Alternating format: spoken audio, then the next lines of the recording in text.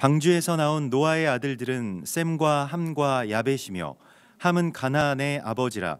노아의 이 세 아들로부터 사람들이 온 땅에 퍼지니라. 노아가 농사를 시작하여 포도나무를 심었더니 포도주를 마시고 취하여 그 장막 안에서 벌거벗은지라. 가나안의 아버지 함이 그의 아버지의 하체를 보고 밖으로 나가서 그의 두 형제에게 알림해 셈과 야벳이 옷을 가져다가 자기들의 어깨에 메고 뒷걸음질 쳐 들어가서 그들의 아버지의 하체를 덮었으며 그들이 얼굴을 돌이키고 그들의 아버지의 하체를 보지 아니하였더라. 노아가 술이 깨어 그의 작은 아들이 자기에게 행한 일을 알고 이에 이르되 가나안은 저주를 받아 그의 형제의 종들의 종이 되기를 원하노라 하고 또 이르되 셈의 하나님 여호와를 찬송하리로다. 가나안은 셈의 종이 되고 하나님이 야벳을 창대하게 하사 셈의 장막에 거하게 하시고 가나안은 그의 종이 되게 하시기를 원하노라 하였더라. 홍수 후에 노아가 350년을 살았고 그의 나이가 950세가 되어 죽었더라. 노아의 아들 셈과 함과 야벳의 족보는 이러하니라.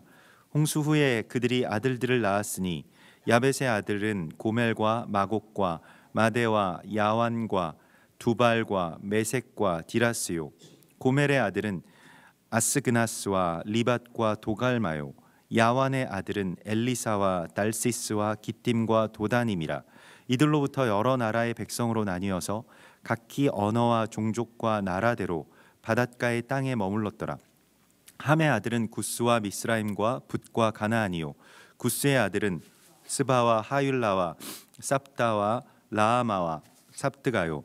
라아마의 아들은 스바와 드단이며 구스가 또 니므롯을 낳았으니 그는 세상의 첫 용사라. 그가 여호와 앞에서 용감한 사냥꾼이 되었으므로 속담에 이르기를 아문은 여호와 앞에 니므롯같이 용감한 사냥꾼이라 하더라.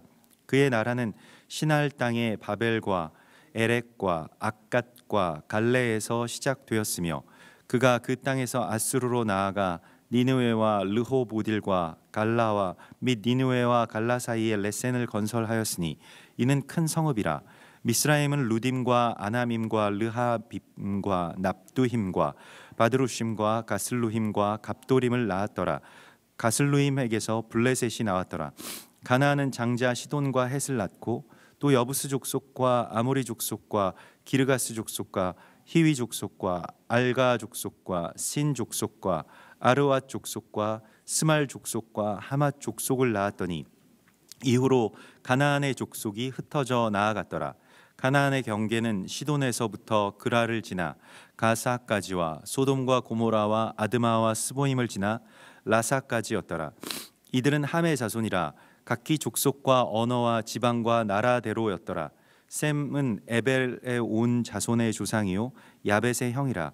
그에게도 자녀가 출생하였으니 셈의 아들은 엘람과 아스루와 아르박삿과 룻과 아람이요 아람의 아들은 우스와 훌과 게델과 마스며 아르박삿은 셀라를 낳고 셀랄은 에벨을 낳았으며 에벨은 두 아들을 낳고 하나의 이름은 벨렉이라 하였으니 그때 세상이 나뉘었으며 벨렉의 아우의 이름은 욕단이며 욕단은 알모닷과 셀렙과 하살마웻과 예라와 하도람과 우살과 디글라와 오발과 아비마엘과 스바와 오빌과 아윌라와 요밥을 낳았으니 이들은 다 욕단의 아들이며 그들이 거주하는 곳은 메사에서부터 스발로 가는 길의 동쪽 산이었더라.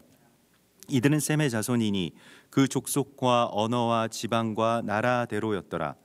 이들은 그 백성들의 족보에 따르면 노아 자손의 족속들이요 홍수 후에 이들에게서 그 땅의 백성들이 나뉘었더라. 아멘. 홍수 이후에 이 땅에 이제 남겨진 그들의 새로운 삶의 시작은 하나님의 언약으로부터 시작이 되었습니다마는 그러나 어떤 그들의 이 삶의 이야기는 그렇게 이 만만한 것은 아니었을 것입니다. 다시 처음부터 시작해야 된다는 것, 또 모든 생명체들이 사라진 황량한 땅에서부터 이제 다시 사람의 이야기를 시작해야 된다라고 하는 것이 쉬운 일만은 아니었을 것입니다. 또한 그 과정 속에서 어떠한 일들이 앞으로 펼쳐질지는 그 이전에 방주를 짓고 또 이 마지막을 예비하고 또 그것을 헤쳐나온 사람들에게 있어서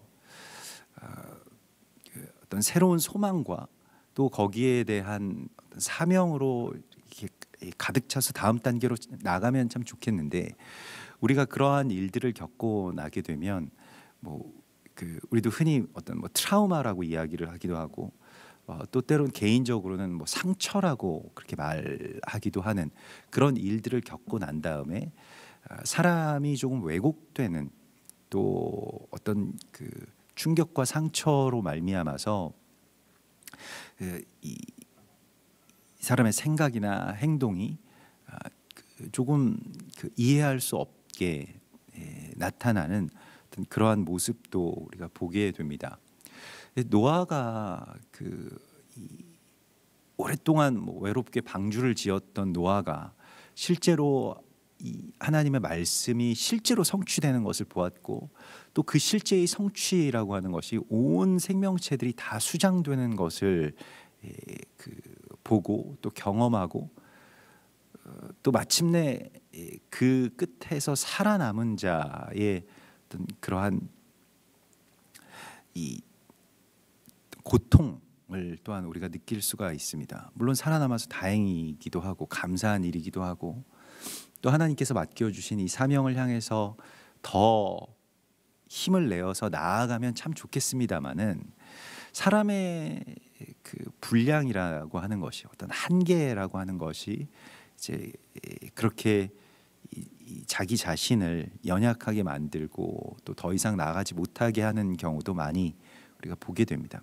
예전에 논란의 여지가 있었습니다마는 그 노아라고 하는 그 영화에서 노아의 이 홍수 이야기를 다룬 어떤 그 노아라고 하는 그 영화에서 이 홍수 이후에 노아가 아주 급속히 어떻게 보면 노쇠하기도 하고 연약해지기도 하고, 그 두려움과 트라우마를 잊기 위해서 이 포도주에 취해서 살아가는 어떤 그런 모습으로 이렇게 그런 어떤 노인의 모습으로 그려지는 것을 이제 보게 되었는데요. 그것은 어떤 그 작가의 상상력에 의해서, 영화적인 상상력에 의해서 그렇게 덧붙여진 그 이야기의 얼개였습니다마는, 그러나 제가 보기에도 그럴 수가 있었겠구나, 정말로 그것을 실제로 겪는다라고 하는 것이 이 살아남은 자의 어떤 기쁨이 아니라, 안도가 아니라, 이건 완전히 세상이 다 이 물에 휩쓸려 간 것이기 때문에 살아남은 자의 고통이 있는 것이죠. 그 살아남은 자의 그 고통을 잊기 위해서 그는 포도주에 취할 수밖에 없었겠구나, 이런 생각을 하게 되었습니다. 사실 오늘 이 20절의 말씀에서도 노아가 농사를 시작하여 포도나무를 심었더니 이렇게 되어 있습니다. 그 농사를 보통 일반적으로 시작을 하면, 농사라고 하는 것은 자기의 어떤 양식을, 그리고 생육하는 데 필요한 양식을 가장 먼저 또 가장 대표적으로 그렇게 짓게 됩니다. 주로 밀 아니면 쌀일 것입니다. 근데 그러한 농사를 지었다고 나오지 않고 포도나무를 심었다라고 나옵니다. 이 포도나무라고 하는 것은 그 자체로 어떤 양식이 된다기보다는 거기서 나오는 포도를 가지고 포도주를 만들기 위한 그러한 농사이죠. 이걸 지었다라고 하는 것입니다. 그래서 이 포도나무 농사를 짓는 노아의 모습은 과연 어떤 것일까요? 성경에서 구약에서도 그렇고 신약에서도 그렇고 포도나무와 포도원이라고 하는 것은 이 하나님께서 맡겨주신 어떤 사명 혹은 공동체, 이것은 더 나아가서 신약적인 용어로는 교회를 그렇게 주로 많이 상징을 합니다. 아가서에 보면 그 아가서의 그 신부가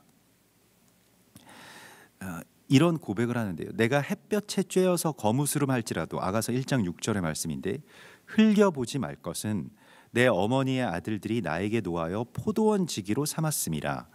나의 포도원을 내가 지키지 못하였구나. 이렇게 탄식하는 그런 장면이 나옵니다. 그래서 신부의 아름다움이 손상되고 신부의 얼굴이 거무튀튀해지고 이러한 그 이야기가 나오는데, 그것이 포도원을 지키다가 이렇게 되었다. 내가 포도원을 지킨다라고 그렇게 되어 있습니다. 뭐 신부와 또 교회, 그것이 이제 또 포도원, 이러한 것이 이제 오늘 이 노아의 이야기 가운데서도 어떤 감추어져 있는 어떤 상징이 될 수도 있겠습니다. 그런데 노아는 거기서 나온 이 포도주에 취하죠. 이것이 이제 문제가 되는데, 나중에도 이 포도주에 취해서 이 제단으로 이 제사장의 직무를 하기 위해서 나왔던 그 취한 이 제사장의 아들들 나답과 아비후가 그 자리에서 이제 죽는 그러한 장면들을 우리가 레위기에서 만나게 됩니다마는, 그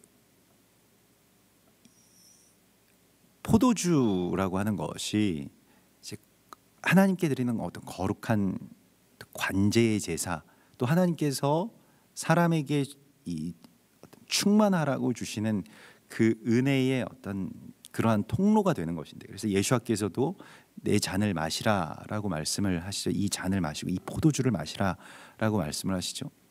근데 그것을 받고 그것의 삶을 우리가 살아나가는 것이 우리에게 있어서의 어떤 충만이자 사명이라고 할 수가 있겠습니다. 우리가 포도원을 지키고 또 거기서 나오는 그리스도 예수와의 보혈을 채우는 삶을 살아가는 거죠.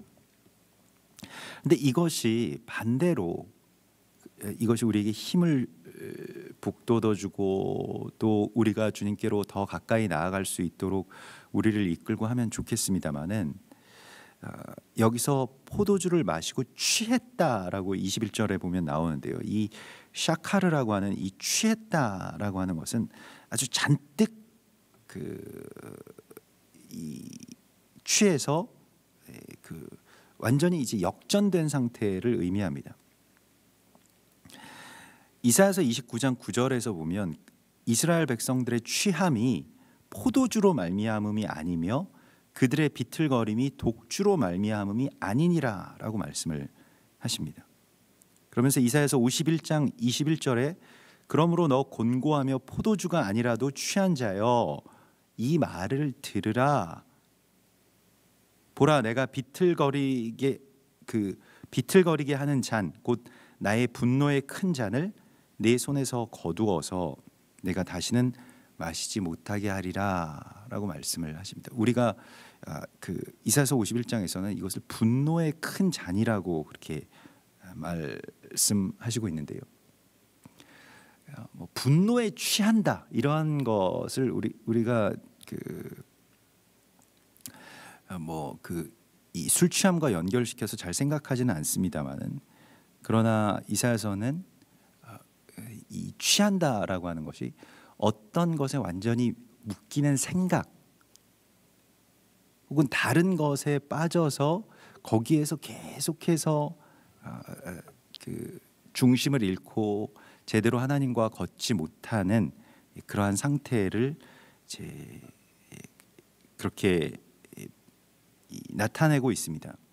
하박국서 2장 15절에서도 이웃에게 술을 마시게 하되 자기의 분노를 더하여 그에게 취하게 하고 그 하체를 드러내려 하는 자에게 화 있을진저라고 말씀을 하십니다.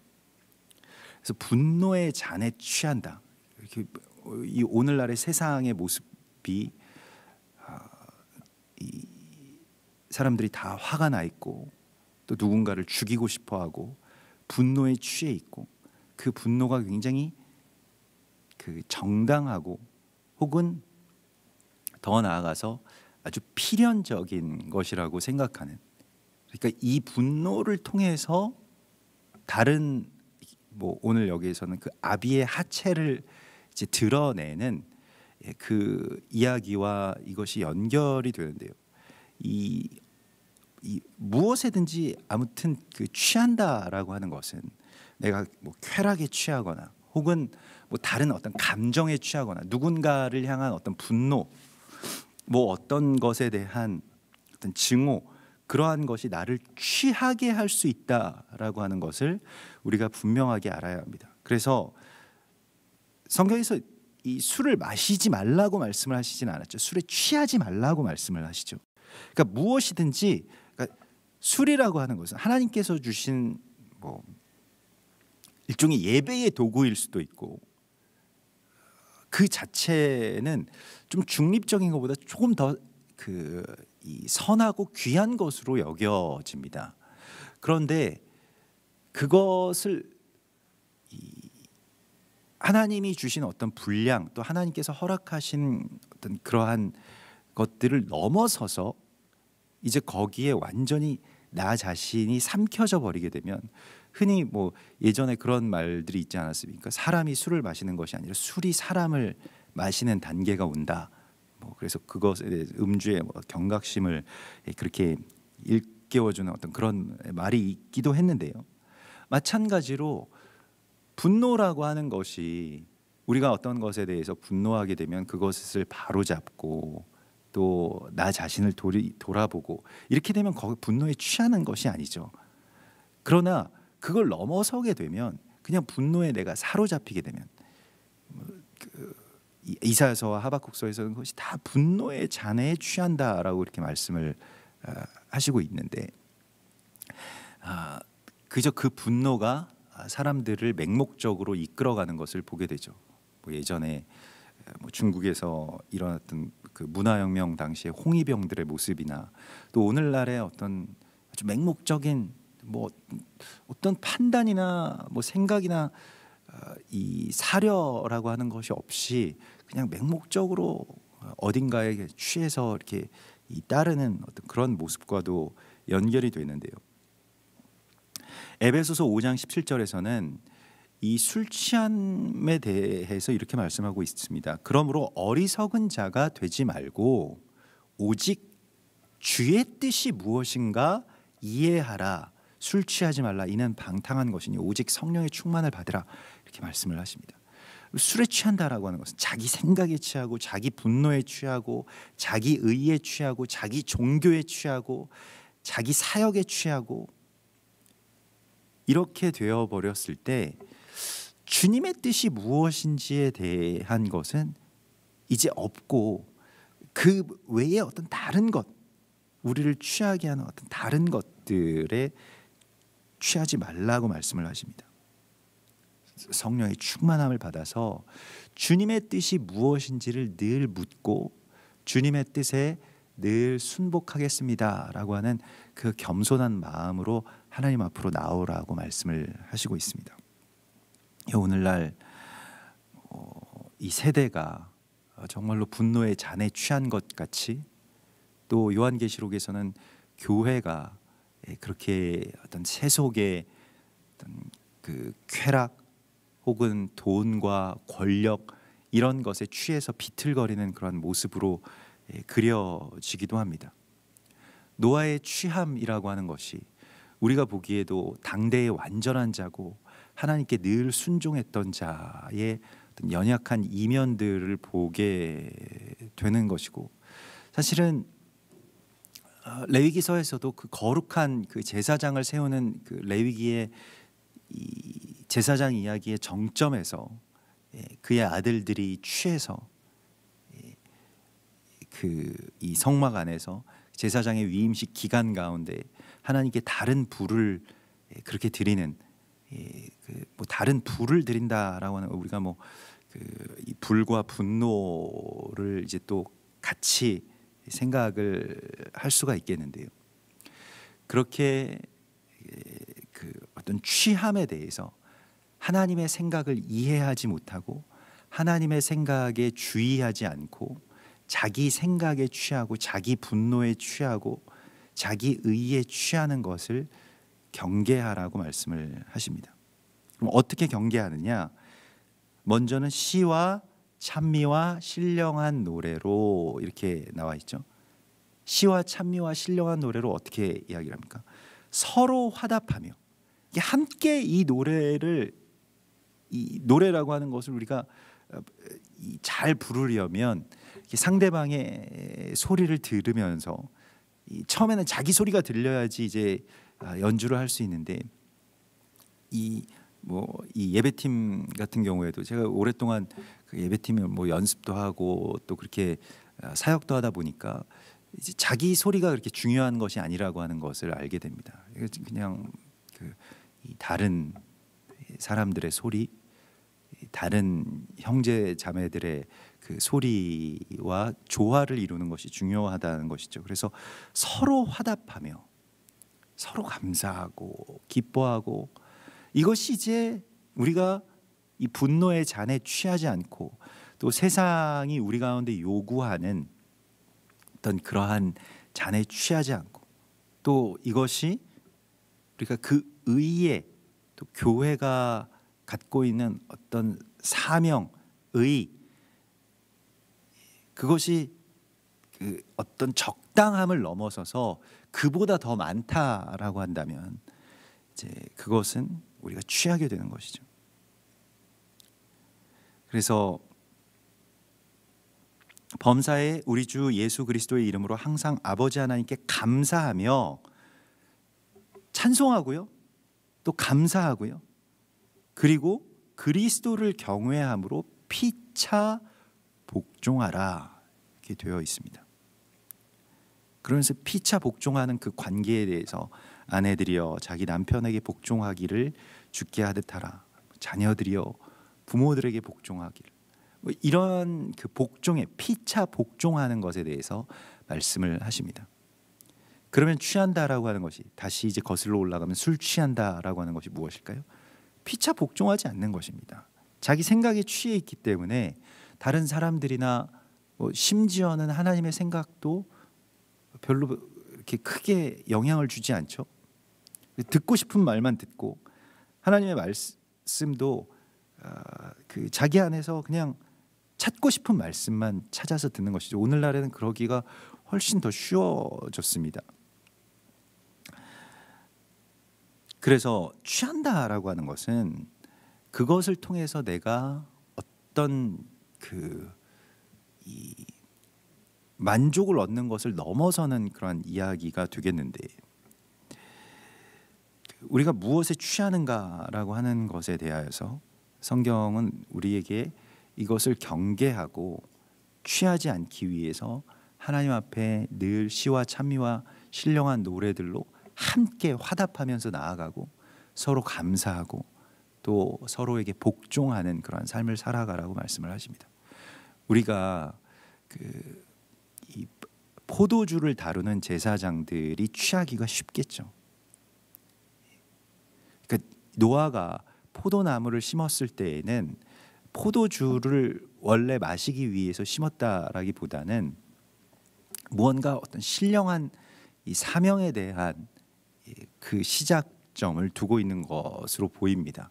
그러니까 포도원을 지키는 이 신부의 모습처럼요.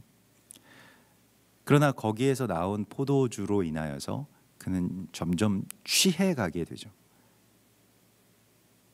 이스라엘도 토라를 맡고 또 율법과 제사와 또 하나님의 백성들을 그렇게 맡고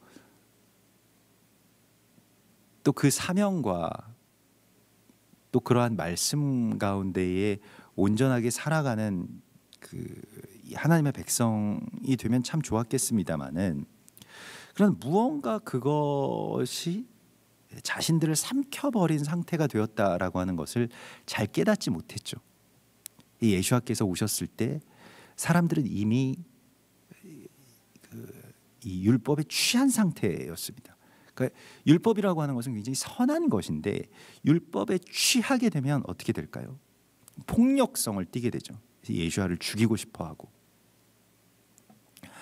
그래서 율법으로 그 저주로, 어미의 저주로 새끼를 삼는 것과 같은 그러한 일들을 하게 되죠. 우리 안에서도 사실은 포도주라고 하는 것은 거룩한 어떤 하나님이 주신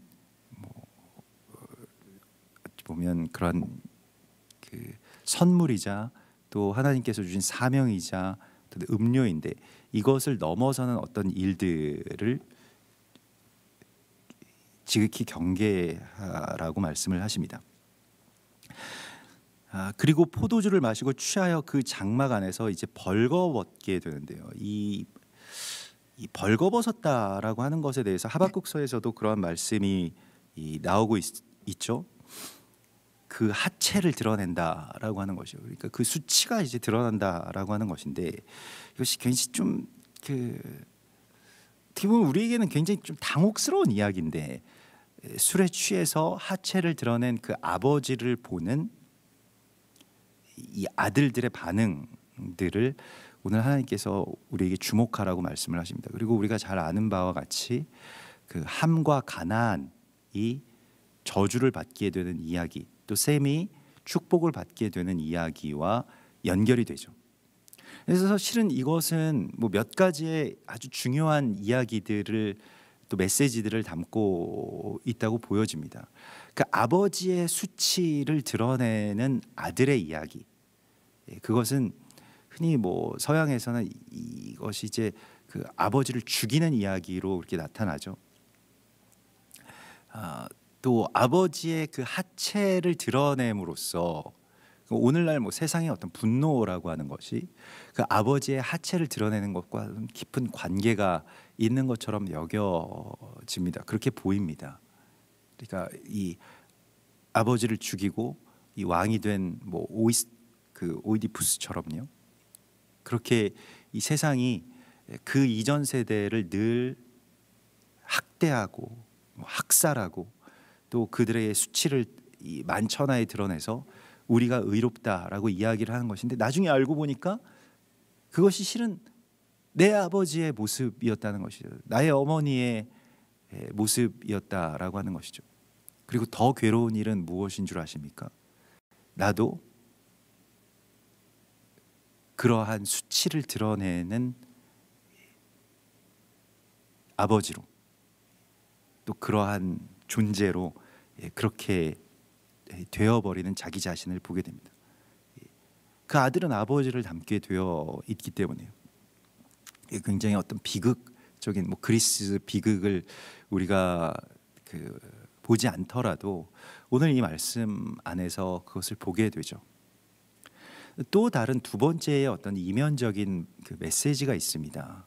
포도주를 마시고 하체를 드러낸 그 아버지의 치부에 대해서 이것을 어떻게 하느냐라고 하는 것에 대해, 어떤 반응이냐라고 하는 것에 대해서 복을 받기도 하고 또 저주를 받게 되는 바로 그 이야기가 이 함과 가나안의 저주. 함은 이제 아주 끌어오른다라고 하는 뜻이고, 그의 아들인 가나안은 낮추어졌다, 혹은 뭐 누군가를 뭐 낮춘다, 낮추어 본다, 뭐 비하한다, 뭐 이런 뜻이 되겠습니다. 이렇게 가나안의 뜻인데,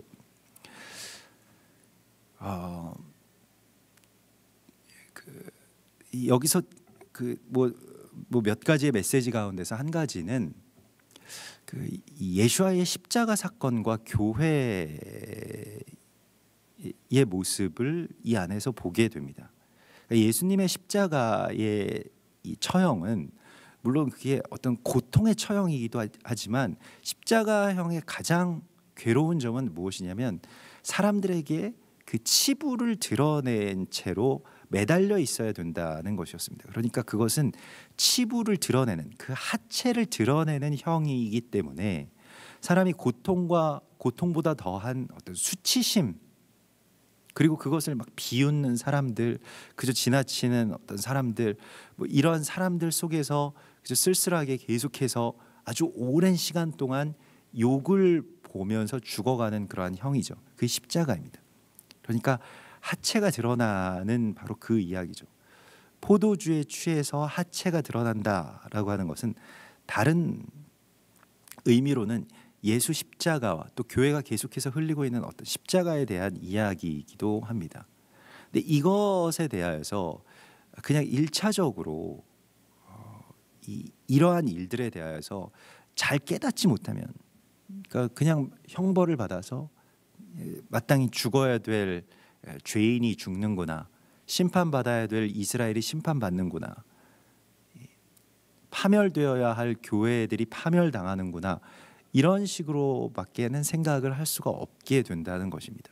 그러니까 십자가를 대하는 우리의 태도가, 뭐 우리는 십자가를 신성시하기 때문에 지금 십자가라고 하면 좀 그렇습니다만은, 하나님의 치부를 대하는 아들들의 태도를 하나님께서 주목해 보시는 것을 보게 됩니다.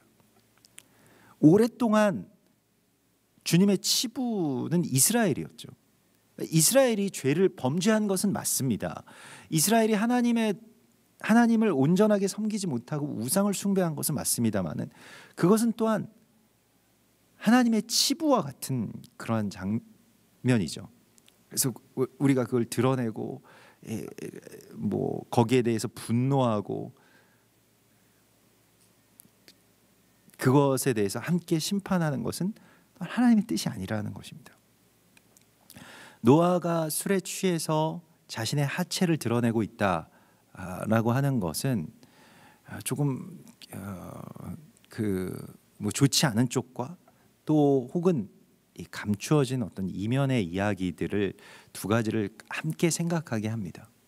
그래서 우리가 이 말씀에 대해서 다시 묵상하고 또 다시 우리의 삶 속에서 새길 때, 뭐 셈과 함과 야벳을 어떤 인종의 그 이야기로 그렇게 뭐 많이들 뭐 훗날에 어떤 사람들이 그렇게 정해버려서 어떤 뭐 그 인종에 대한 선입견을 갖게 하는 그런 이야기들로 오히려 변질될 수가 있겠는데요.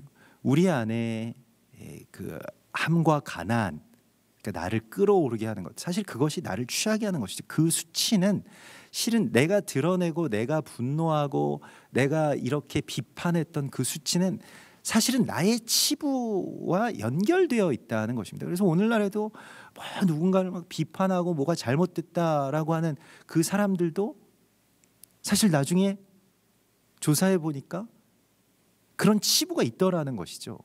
굉장히 당혹스러운 일이고, 우리에게 있어서도 어떻게 그런 일들이 있을 수 있느냐. 근데 그것이 실은 우리들의 현실이고 우리의 모습이라는 것입니다. 우리가 드러내고 또 우리가 비난하고 또 우리가 그것에 대해서 그 손가락질했던 바로 이 욕망의 그 자기 자신의 어떤 욕망의 근원을 그 치부에서 발견하게 되는 것이죠.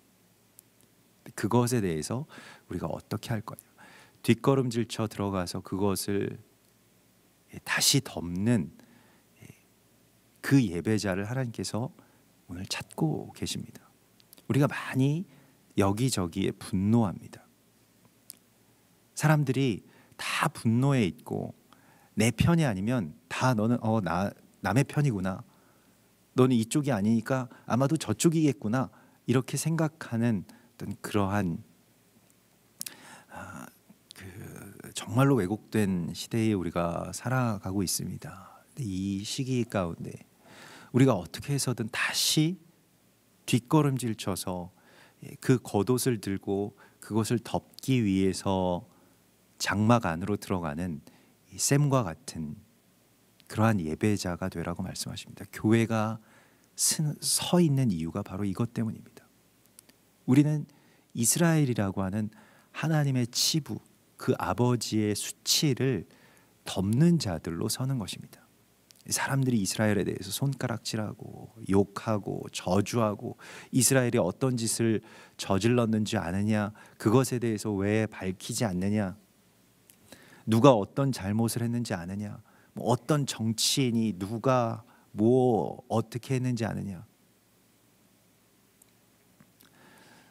그것을 알고 드러내고 분노해서 아버지를 돌이키게 하고 세상을 바로잡게 하려고 했던 모든 시도들은 창세 이래로 그리스의 오이디푸스나 또 예수님을 죽인 그 골고다의 사람들이나 오늘날 우리에게도 다 실패한 이야기로 그렇게 끝나게 될 것입니다. 그것은 낮추어지는 이야기입니다. 그래서 우리가 샘과 같이 정말로 이 모든 일들을 덮고 또 시와 찬미와 신령한 노래로 함께 화답하면서 예배하고 또 서로에게 복종하는 그러한 거룩한 예배자로 또 남은 자들로 그렇게 서라고 주님께서 우리에게 말씀하십니다. 우리 같이 기도하겠습니다. 하늘에 계신 우리 아버지시여, 이름이 거룩히 여김을 받으시오며 나라의 임하옵시며 뜻이 하늘에서 이룬 것 같이 땅에서도 이루어지이다. 오늘날 우리에게 일용할 양식을 주옵시고 우리가 우리에게 죄 지은 자를 사하여 준 것 같이 우리 죄를 사하여 주옵시고 우리를 시험에 들게 하지 마옵시며 다만 악에서 구하옵소서. 대개 나라와 권세와 영광이 아버지께 영원히 있사옵나이다. 아멘.